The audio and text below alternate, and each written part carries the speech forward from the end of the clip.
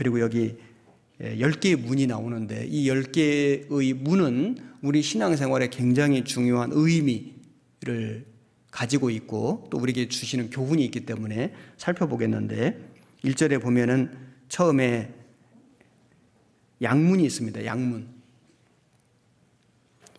이 양문이 있는데 여기 우선 3장 12절 먼저 보시겠습니다. 3장 12절. 3장 5절 먼저 보시겠습니다. 5절.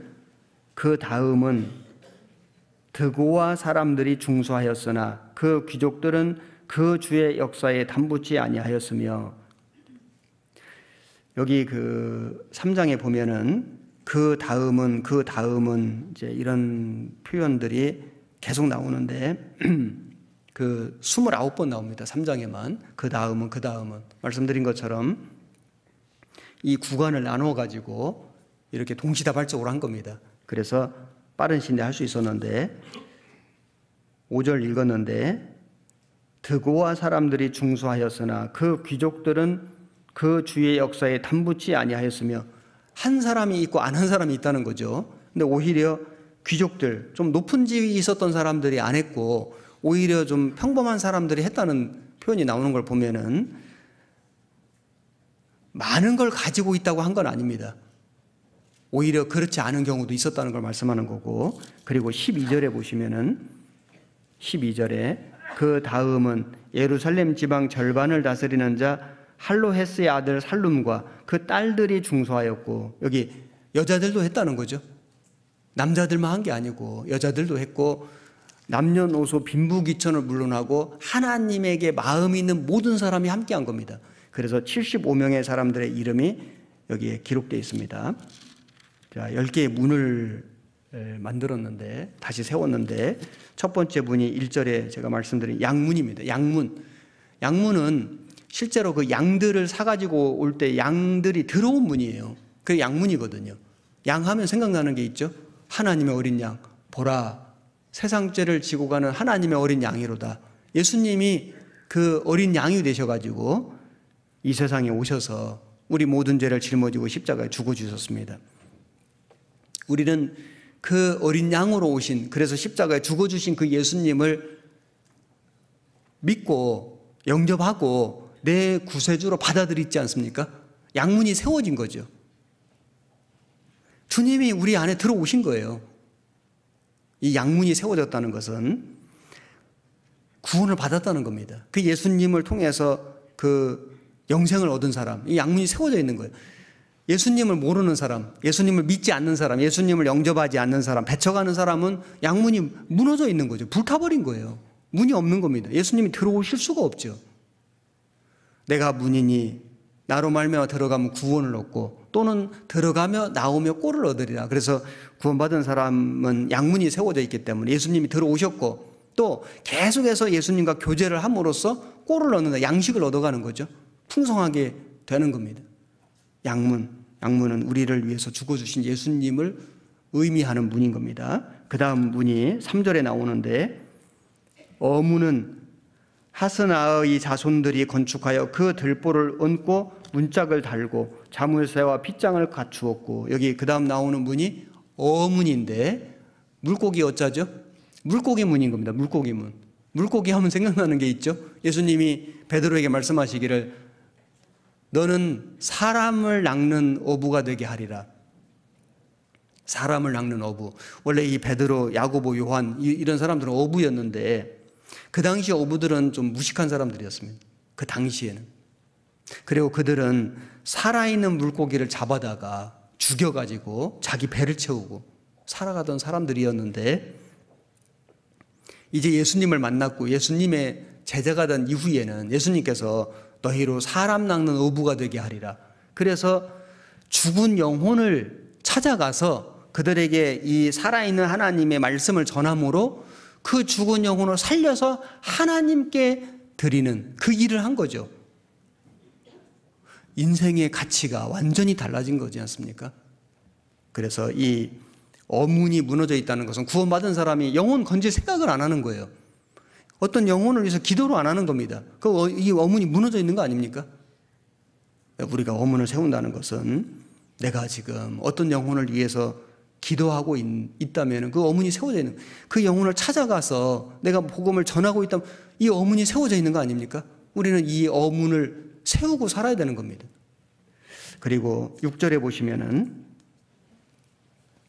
옛 문은 바세아의 아들 요야다와 부소드야의 아들 무술람이 중수하여 그 들보를 얹고 문짝을 달고 자물쇠와 빗장을 갖추었고, 여기 옛 문이 나오는데 이스라엘 백성들은 어떤 어려운 일, 중요한 문제가 있을 때 그 옛문에서 장로들이 모여가지고 그걸 의논하고 결정했다는 겁니다. 옛문. 우리는 인생을 살면서 또 신앙생활을 하면서 정말 그 어려운 일, 정말 힘든 어떤 풀기 어려운 문제들을 만날 때 어떻게 해야 되겠습니까? 옛문에 가야 되죠. 옛문이 뭘까요? 하나님의 말씀은 예나 지금이나 변함이 없는 진리입니다. 이 진리의 말씀. 세상이 아무리 변해도 하나님 말씀은 변하지 않지 않습니까? 세세토록 있는 말씀, 이 복음의 말씀, 그 변치 않는 진리, 그 진리가 되는 그 말씀 앞에 가서 우리가 의논하고 기도하고 결정해야 되는 겁니다. 그래서 우리가 처음에 구원을 받을 때 그 처음 사랑이 있지 않습니까? 에베소 교회를 책망하실 때 말씀하시기를 너를 책망할 것이 있나니 너의 처음 사랑을 버렸느니라. 그러므로 어디서 떨어진 것을 생각하고 회개하여 너의 처음 행위를 가지라. 우리가 어떤 어려운 일, 힘든 문제가 생겼을 때 나를 위해서 십자가에 죽어주신 예수님, 그 골고다 언덕에서 우리가 예수님을 만났지 않습니까? 그 처음 그 사랑을 기억하고, 그리고 우리가 깨달은 그 복음을 생각하고, 그리고 변함이 없는 진리의 말씀 앞에 나아가서 의논하고 교제하고 기도하고 결정해야 됩니다. 그렇게 할 때에 이 옛문이 세워지는 겁니다. 13절 보시겠습니다. 골짜기 문은 한운과 산호와 거민이 중소하여 문을 세우며 문짝을 달고 자물쇠와 빗장을 갖추고 또 분문까지 성벽 1,000 규빗을 중소하였고, 여기 골짜기 문이 나오는데 골짜기는 뭘까요? 골짜기는 고난이거든요. 골짜기로 내려가는 것은 힘든 일인 겁니다. 사망의 음침한 골짜기를 지나간다. 그 고난의 길을 통과하는 겁니다. 우리 예수님은 그 골고다 언덕의 핵골이라고 하는 그곳에 올라가셨습니다. 그게 골짜기거든요. 거기서 고난 받으셨지 않습니까? 그리고 우리 예수님은 어린 나귀 새끼를 타고 예루살렘 성에 입성했습니다. 겸손하신 예수님. 골짜기는 고난과 겸손을 얘기하는 겁니다. 우리 예수님은 정말 고난 받으셨고 우리 예수님은 정말 겸손하셨습니다. 그래서 하늘의 영광 보좌를 버리고 낮고 천한 짐승 먹는 구유 위에까지 내려오신 거 아닙니까? 나는 고난받고 있는가? 나는 이 구원받은 것 때문에, 나는 이 주님의 복음 때문에, 내가 주님의 복음을 전하는 일 때문에, 내가 주님을 섬기는 일 때문에, 내가 어떤 봉사를 하고 어떤 직분을 가지고 그 일하는 그것 때문에 받는 고난이 있는가? 고난이 있는 게 정상입니다. 그게 골짜기 문이 세워진 거예요. 나는 고난받는 게 없다, 수고하는 게 없다, 힘든 것이 없다. 그러면 그 골짜기 문이 무너져 있는 거 아닙니까? 세워야죠. 고난이 있는 것이 당연한 거예요. 그게 축복입니다. 그리고 나는 겸손한가? 어떤 사람은 신앙생활에 자꾸 문제가 생기고 불평이 올라오고 원망이 자꾸 많아질 때 생각해 봐야 돼요. 사실은 근본적인 문제가 어떤 그런 그 불평거리, 원망할 일들이 많아서 그거보다는 근본적으로 내 마음이 높아져서 그럴 가능성이 많습니다. 왜냐하면은 마음을 확 낮추잖아요. 마음을 확 낮추면요, 불평과 원망이 사라집니다. 경험해 보신 분은 아실 거예요. 내가 마음을 그냥 확 낮추면은, 한번 하나님 앞에 딱 굴복이 되면은, 꺾이면은 그 많은 불평, 원망거리가 안 되는 거예요. 그런데 마음을 자기도 모르게 높이잖아요. 마음이 딱 높아지는 순간 불평과 원망이 많아지는 거예요. 우리가 인생을 살면서 신앙생활을 하면서 어떻게 모든 것이 내 뜻대로 되고 모든 게 편안하고 모든 게 좋게만 되겠습니까? 정말 힘든 일, 어려운 일, 오해받는 일, 억울한 일, 마음의 고생과 고통받는 일들이 얼마나 많이 생기겠습니까마는, 그런데 그게 원망으로 불평으로 발전되지 않는 방법은 자기를 낮추는 거거든요. 낮추면은 해결됩니다. 이 골짜기 문을 세운다는 것은 복음으로 인해서 내가 고난받는 일이 있다면은, 많이 있다면은 그 골짜기 문이 세워져 있는 것이고, 내가 겸손해서 원망과 불평보다는 감사와 감동을 하고 살아간다면은 골짜기 문이 세워져 있는 겁니다. 그리고 그 다음 문이 분문인데 14절 보시겠습니다. 분문은 베닥게렘 지방을 다스리는 레갑의 아들 말기야가 중수하여 문을 세우며 문짝을 달고 자물쇠와 빗장을 갖추었고, 이 분문이 배설물 버리는 문이거든요. 쓰레기 버리고 배설물 버리고 아주 지저분하고 더러운 그 곳이죠. 그런데 여기에도 문이 있었는데, 이 분문은 세상에서 버림받으신 우리 예수님을 의미하는 겁니다. 우리 예수님은 영문 밖에서 고난을 받으셨다. 영문, 그 당시 영문은 번화한 곳, 누리는 곳, 대접받는 곳이거든요. 근데 예수님은 그 우리를 위한 속죄 제물이 되셔가지고 영문 밖에 그 골고다 언덕 위에 그 십자가에서 죽으셨지 않습니까? 세상에서 버림을 받으신 거예요. 그래서 우리도 구원받은 사람들도 그 주님의 십자가를 지고 우리가 그 능력을 지고 영문 밖에서 그에게 나아가자. 히브리서에 그런 말씀 있지 않습니까? 영문 밖으로 나가야 되거든요. 사도 바울은 사도가 되기 전에 사울일 때에 그 예수님을 불신했기 때문에 예수님 믿는 그리스도인들을 잡으러 다니는 그 일을 했습니다. 그런데 사울이 바울이 되고 나서 그가 이 세상에 가지고 있었던, 누리고 있었던 많은 것들을 배설물처럼 여겼다. 그거 스스로 간증했지 않습니까?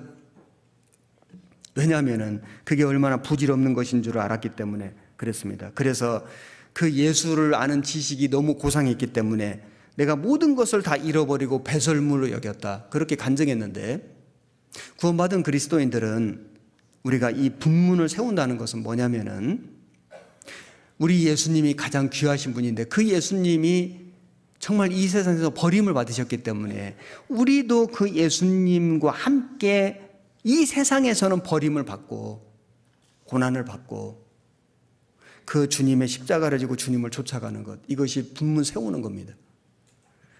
세상 사람들이 좋아하는 것, 누리는 것들을 우리가 배설물처럼 여기는 것, 그게 분문 세우는 겁니다. 그 다음 문이 샘문인데 15절 보시겠습니다. 샘문은 미스바 지방을 다스리는 골호세의 아들 살룬이 중수하여 문을 세우고 덮으며 문짝을 달며 자물쇠와 빗장을 갖추고, 또 왕의 동산 근처 셀라 목가의 성벽을 중수하여 다윗성에서 내려오는 층계까지 이르렀고, 이 샘문인데 이 샘문에서 실제로 물이 계속 솟아났다고 합니다. 샘문은 뭐냐면은 성령님을 의미하는 겁니다. 성경에 성령님의 역사를 샘이라고 얘기했거든요. 그래서 나를 믿는 자는 성경의 이름과 같이 배에서 생수의 강이 흘러나리라. 생수의 강. 그 성령님이 오셔가지고 그 강처럼 그 성령님의 역사가 이루어질 때 많은 사람들이 그 역사를 경험하고 체험하게 되는 겁니다. 구원을 받으면은 성령님의 강림, 성령님이 들어오신 거죠. 성령님의 내주, 성령님이 떠나지 않고 우리 가운데 계신 겁니다. 성령의 충만을 받으라. 그 성령님이 계실 뿐만 아니라 술 취하지 말라 이는 방탕한 것이 성령의 충만을 받으라. 성령님이 내 안에서, 내 가운데에서 강하게 역사하시는 게 성령 충만입니다.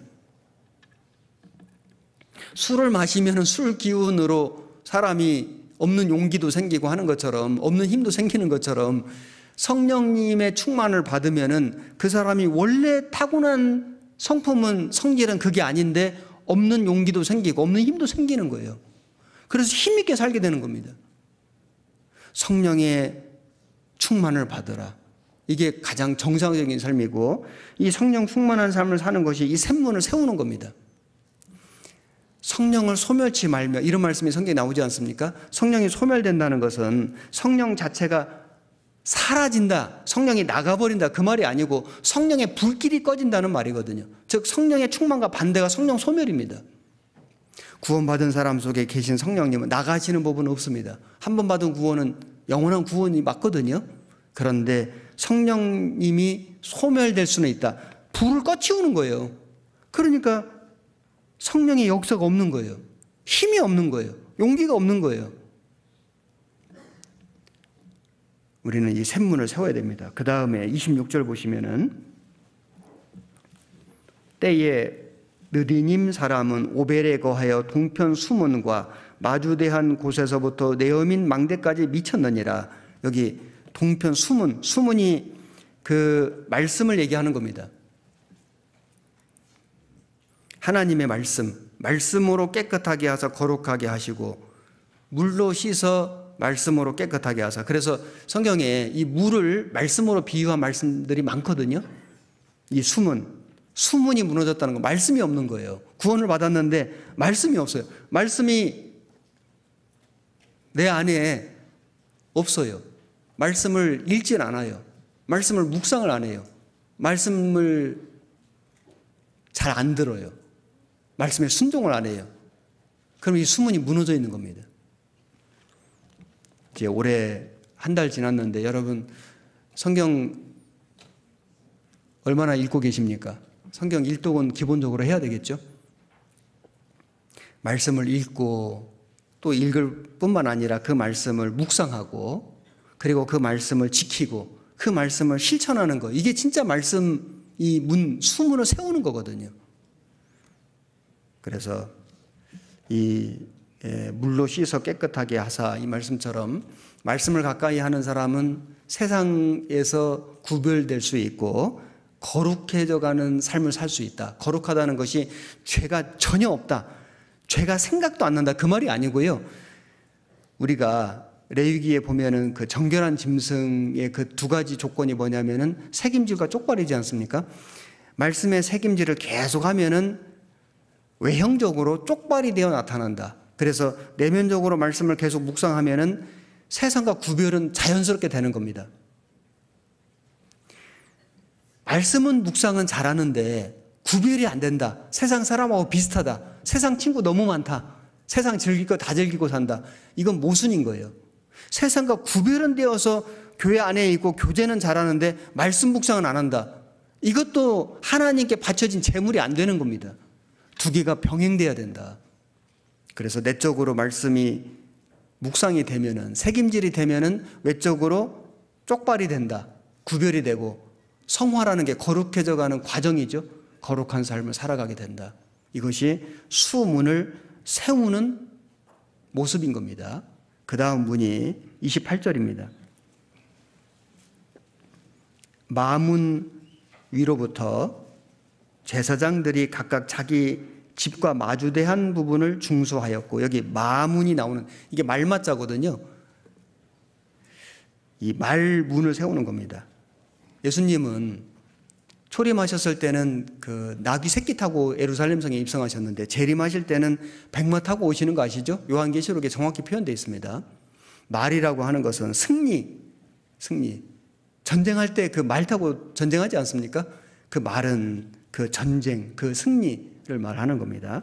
예수님은 승리하셨고, 그리고 이제 우리에게 그 믿음으로 승리한 성도들을 이제 데리러 다시 오시는데 백마 타고 오시는 겁니다. 그래서 우리는, 구원받은 성도들은 이 세상에서 싸워야죠. 육신과 싸우고 세상과 싸우고 마귀와 싸우고, 싸워서 이길 수 있는 것은 이미 예수님이 이겨놓으신 전쟁에 우리가 참여하는 거기 때문에 이김은 여호와께 있느니라. 우리는 말을 준비하고 가서 싸우는데 승리는 하나님이 해주시는 겁니다. 이미 승리해 놓으신 전쟁에 우리가 참여하는 거예요. 상급 주시려고 싸우라고 하신 거거든요. 그리고 마지막 9번째 문이 동문인데 29절 보시겠습니다. 그 다음은 임멜의 아들 사독이 자기 집과 마주대한 부분을 중수하였고, 그 다음은 동문지기 스가냐의 아들 스마야가 중수하였고, 여기 동문이 나오는데, 에스겔서에 보면은 그 성령님께서 동문으로 나가셨다가 그 동문으로 다시 들어오는 모습이 나옵니다. 하나님의 영광이 예루살렘 성을 동문을 통과해서 떠나셨다가 다시 그 하나님의 영광이 그 동문을 통해서 들어오는 모습이 나오거든요. 동문은 재림하시는 예수님의 모습인 겁니다. 그래서 우리 예수님이 오실 날이 너무나 가까운데 그 예수님의 재림을 얼마나 간절히 내가 기대하고 있는가, 얼마나 간절히 소망하고 있는가, 그 예수님의 재림을 얼마나 나는 간절하게 준비하고 있는가, 그 사람은 동문이 세워져 있는 겁니다. 이 세상에 마음이 가 있고 이 세상에 소망이 많고 예수님의 재림에 그 준비가 안 돼 있는 사람은 동문이 무너져 있는 거죠. 세워야 됩니다. 그리고 마지막 문이 31절에 나옵니다. 31절.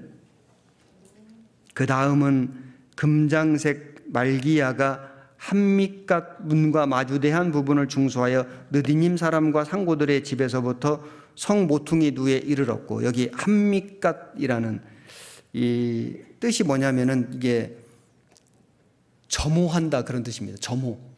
군대 다녀오신 형제님들은 금방 아실 건데, 군대에서 제일 좀 무서운 시간이 점호 시간이었습니다. 지금 군대는 안 그럴 거예요. 우리 군대 있을 때만 해도 그 점호 시간에 이 침상에서 쫙 그 관물대 정리 다 하고 이렇게 딱 서가지고 이제 인원 점검하고 전원이 다 있는지, 또 개인 위생은 깨끗하게 돼 있는지, 관물은 잘 정돈되어 있는지, 이런 것들을 이제 그 당직 사관이 이렇게 그 점검하지 않습니까? 그 시간이 굉장히 무서운 시간이었습니다. 뭐 그 당직 사관 그런 장교들은 문제가 별로 안 되는데 그 고참들이 괴롭히는 시간이에요. 고참들이 많이 괴롭혔는데, 뭐 특별한 사람들이겠지만은 제가 기억나는 게 있습니다. 이렇게 이제 딱 점호 끝나면은 고개 들고 자기 뭐 이런 거 시키거든요. 아니, 베개에서 고개를 들라는 거예요. 그리고 자라는 거예요.